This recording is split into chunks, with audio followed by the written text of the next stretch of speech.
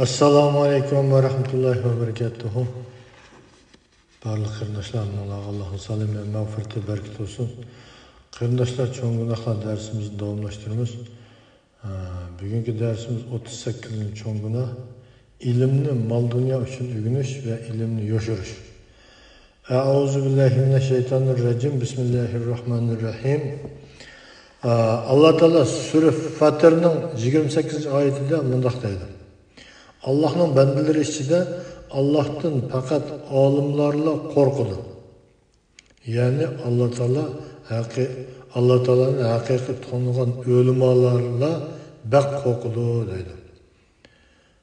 Demek ve bu ayette Allah Teala Allah'ın bendelerinin içinde Allah'tan korkuduğun en korkuduğanları Allah'ın ölümalar, yani Allah'ın hakiki tonuğa ölümalar dağıtıldı. Hem ölüma emas, hem ölüma ağzı degen bilen emniyet kılmaydığı ölümalarımı cık. İbn Abbas raziyallahu anhuma bu ayetini Allah'ın bendeleri içinde onundan fakat onun kudretini, gücünü ve saltanatini bilgenlerle korkudu deb tafsir qilgan. Mujahid ve Şabi alim Allah'tan korkan kişidir degan. Rabbi ibn Anas Allah'tan korkmagan kişi alim emas degan. Mana bu tafsirlerden qarindoshlar, mayli qanchalik o'qigan alim o'lima bo'lishidan qat'iy nazar, o Allah'ın buyrug'ini qilib shakligidan nere turib Peygamber sallallahu aleyhi ve sellem'nin ko'rsatmasi bo'yicha mangmaydi ekan, o alim bo'lmaydi, o o'lima bo'lmaydi. O'zining ati olsin, mayli o qalpoqni beligicha kiyib olsin, o alim o'lima bo'lmaydi.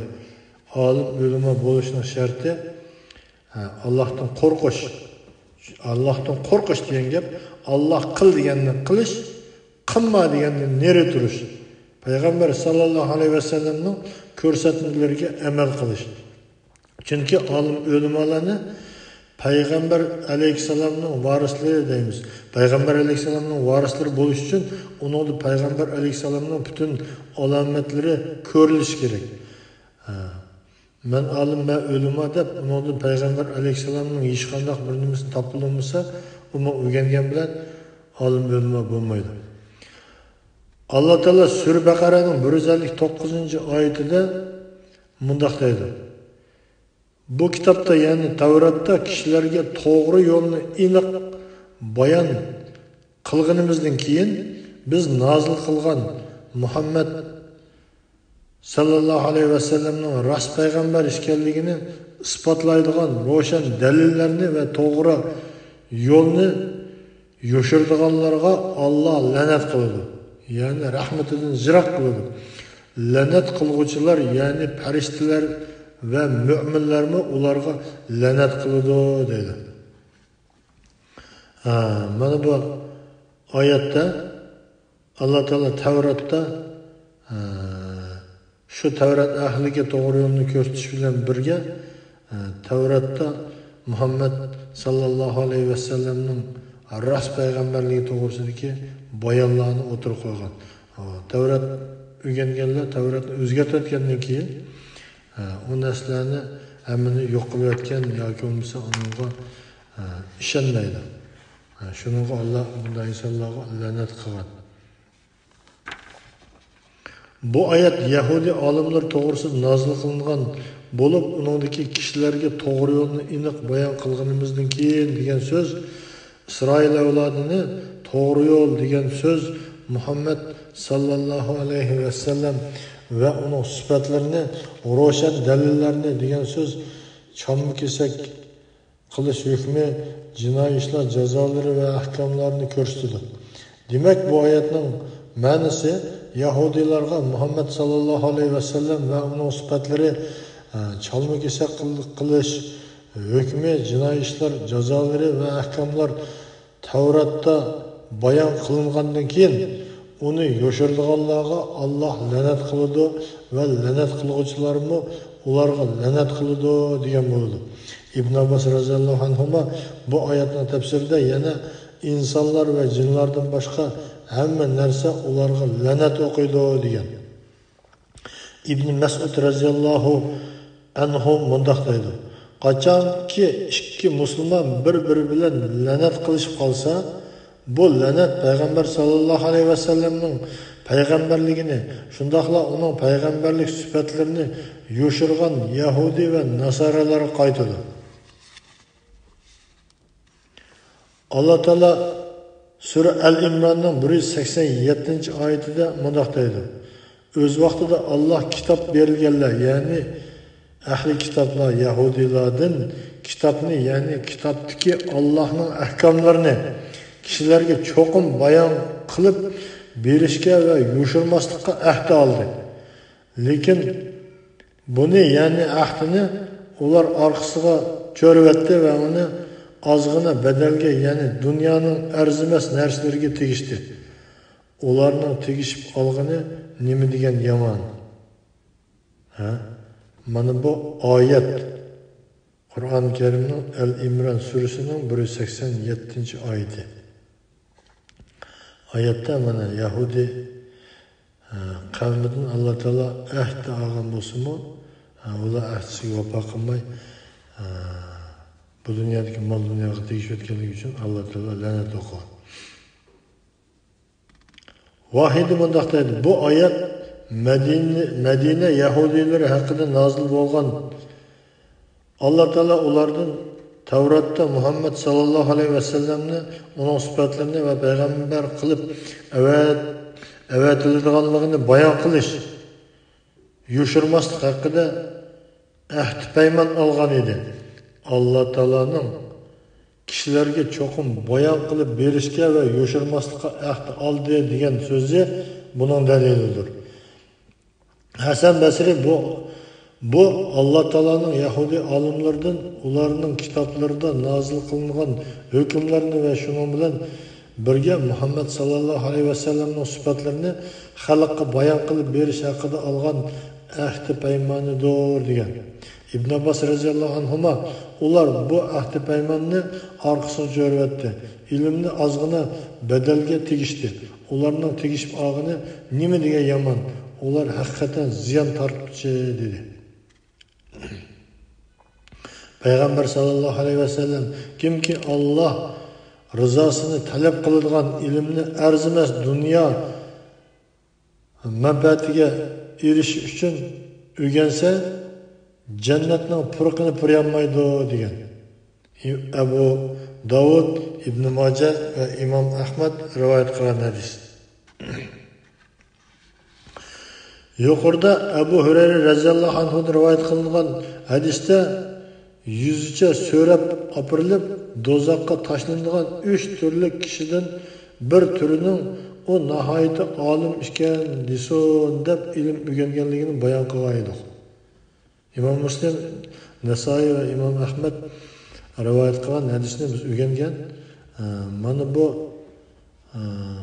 hadisda bir olimni chiqib, uni shu boshqalar buni olimkan desin deb o'rganganligi uchun qiyomat kuni do'zax tashlanganligini bayon qilgan. Bu yerda ana shu hadisni davodildi. Ilmni boshqalarning maqtishi uchun riyo qilib o'rganganlarga Alloh qiyomat kuni do'zaxni ravo ko'rdiganligini bayon qildi. Payg'ambar sallallohu alayhi vasallam mundaq deydi: kimki olimlar bilan ustunlik talashish, johillar bilan jidal qilish va insonlarning qalblarini o'ziga jalb qilish uchun ilm o'rgansa, do'zax kirdi. Imom Tirmiziy, Ibn Majah rivoyat qilgan, Albani hasan degan. Hasan hadis. Yana bir rivoyatda Alloh uni do'zax kirgizdi deyilgan. Demak, ilmni olimlar, mayli u qanday odam bo'lsin, olim bo'lsin yoki olim bo'lmasin, men olimlik darajasiga yetib, mush olimlardan eshib ketaman deb o'rgansa, uning qiyomatdagi makoni do'zax bo'ladi deb mayada aniq bayon qildi. Yoki johillar bilan jidal qilish, johillar bilan bas munozirlarni qilib uni yengib olaman deb o'rgansa, uning qiyomatdagi o'rni do'zax bo'lganligi bu yerda bayon qilinyapti qarindoshlar. Yoki biz insonlarning qalblarini o'ziga jalb qilish, ma degan katta olim, ulamo, ahli ilm desin deb ilm o'rgansa, uning qiyomatdagi o'rnining do'zax bo'lganligi mana bu hadisda aniq bayon qilyapti. Shuningga ilmni o'rgangan ahli ilm, ulamolar Allohning buyrug'ini qilish kerak, chekligidan neri turish kerak. Payg'ambar sallallohu alayhi vasallamning ko'rsatmalarini turmushiga tatbiqlab, uni amal qilish kerak. Qalbida zarrachimi bir kibr saqlamaslik kerak, riyodan jiroq bo'lish kerak. Payg'ambar alayhisalomning butun alomatlarini o'zidan namoyon qilish kerak. Shu chog'da u haqiqiy ahli ilm bo'ladi, yoki haqiqiy ulamo bo'ladi, haqiqiy payg'ambar sallallohu alayhi vasallamning varisi bo'ladi. Payg'ambar sallallohu alayhi vasallam bunday dedi: kimki biror ilm so'ralganda uni yo'shirsa, qiyomat kuni og'ziga o'tdan yugan selinadi. Abu Davud, Tirmizi, Ibn Majah, İmam Ahmad, İmam Hakim rivoyat qilgan, Albani sahih degan. Chunki ilm o'rgangan odam uningdan so'ragan chog'da mayli har qanday sabab bilan yoki uning ziddiyati bo'lsin, yoki bo'lmasa boshqa niyat maqsadlar bilan bo'lgan ilmni, so'ralgan ilmni yo'shirsa, uni demasa, jim turib olsa, uni qiyomat kuni og'ziga o'tdan yugan selinadi deydi. Sahih hadis. Sahih hadis. Shuningga biladiganini yetkazish kerak. Ba'zi odamlar biladiganini yetkazganlarni ko'zga ilmaysan, men olim, men ulamo bo'lsam, seninki ilm to'g'risida uni buni deydigan haqqim yo'q deydigan ulamolar chiqdi. Undaq odamlar mana bu hadisga xiloflik qilgan, osiylik qilgan odamlar bo'ladi. Chunki ilm so'ralganda uningga kim bilsa shunga javob berish kerak. Uning javob bermasa bo'lmaydi. Payg'ambar sallallohu alayhi vasallam bundoq duo qiladi: ey Alloh, sana sig'inib foyda bermaydigan ilmdan panoh tilayman. Payg'ambar sallallohu alayhi vasallam yana bundoq degan: kimki ilm o'rganib unga amal qilmasa, o ilm faqat uning kibrligini ziyoda qiladi. Abu Umama raziyallohu anhudan rivoyat qilinadiki, Payg'ambar sallallohu alayhi vasallam bundoq degan: qiyomat kuni amalsiz olim ilib kelinib do'zax tashlandi. U uchay bog'ri atrofida xuddi eshak tugman tishini aylangandek aylanib aylandi. Kishilar undan nima uchun bu holga tushib qolding? Biz sening so'zing bilan hidoyat topgan edik emasmi deb so'ralganda, o sizlarni to'sqan yomon ishlarni o'zim qilatdim deb javob berdi. Birlikka hadis. Shuningga ahli ilm, ulamolar o'zi degan gapga amal qilmasa, ya'ni yuqorida biz degandek Allohning buyrug'ini qilib, chekligidan neri turmasa, payg'ambar sallallohu alayhi vasallamning ko'rsatmalariga amal qilmasa, qiyomat kuni baribir Allohning jazosiga uchraydi. Unda odam intayin ko'p Allohning deganini qiladi, ammo demaganini qiladi. Bunda odamlar qiyomat kuni uning so'zi bilan boshqa hidoyat tepib, qiyomatda yaxshi mukofotlarga erishgan bilan o'zi qiyomat kuni Allohning jazosiga uchraydi. Hilal ibn Ala mundaq deydi: ilm o'rganish qiyin bir ish. Uni asli saqlash texmi qiyin.